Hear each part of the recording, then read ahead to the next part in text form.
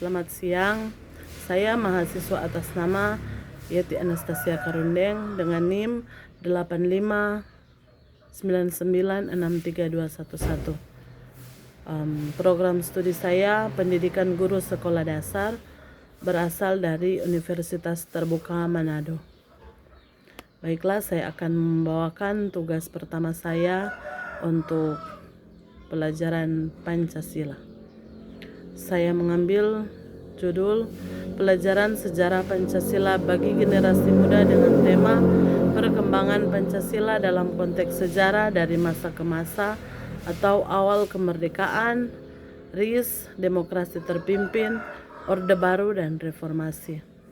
Baiklah, jawaban saya adalah perkembangan Pancasila mengalami dinamika interpretasi dan implementasi yang berbeda di setiap periode sejarah Indonesia. Penjelasannya, perkembangan Pancasila dalam konteks sejarah di Indonesia dapat dibagi menjadi beberapa periode penting, masing-masing dengan karakteristik dan tantangan tersendiri.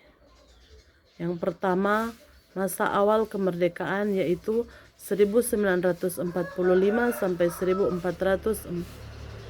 1949. Nah, pada masa ini Pancasila menjadi dasar negara yang disepakati. Namun implementasinya belum sepenuhnya terwujud karena fokus utama adalah mempertahankan kemerdekaan dari agresi Belanda. Perdebatan mengenai interpretasi dan aplikasi Pancasila mulai muncul, terutama terkait dengan peran agama dan ideologi lain dalam negara. Meskipun demikian, Pancasila tetap menjadi landasan persatuan dalam menghadapi ancaman eksternal. Yang kedua, masa Republik Indonesia Serikat atau RIS dari 1949 sampai 1950 dan demokrasi liberal.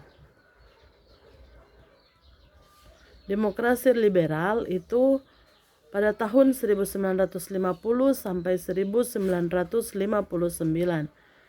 Periode Republik Indonesia Serikat merupakan masa singkat dengan konstitusi yang berbeda dari Undang-Undang 1945. Namun, Pancasila tetap menjadi dasar filosofis negara. Pada masa demokrasi liberal, sistem multipartai dan kebebasan pers berkembang pesat.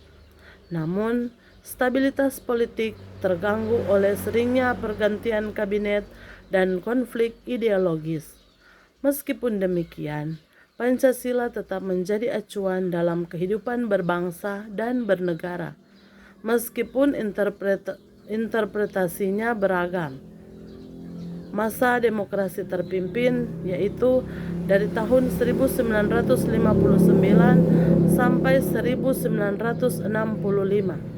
Di bawah kepemimpinan Soekarno, demokrasi terpimpin menekankan pada persatuan nasional dan anti-imperialisme.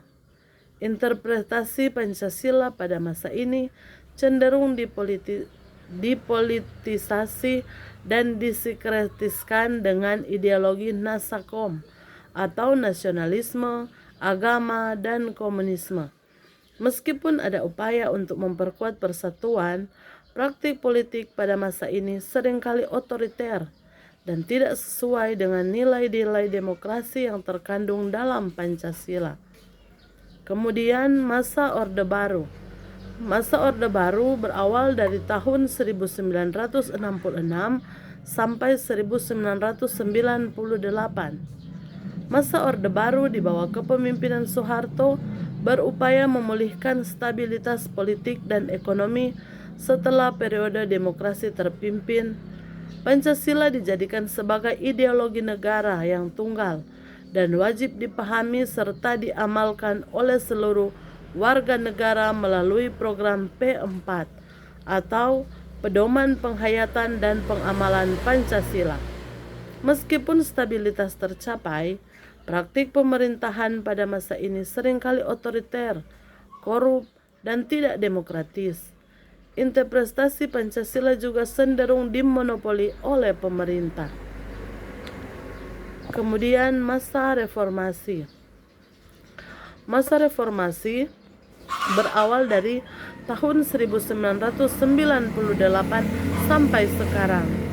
Masa reformasi ditandai dengan runtuhnya Orde Baru dan dimulainya proses demokratisasi Pancasila kembali menjadi fokus perdebatan dan reinterpretasi. Upaya dilakukan untuk mengembalikan Pancasila sebagai dasar negara yang inklusif dan relevan dengan tantangan zaman.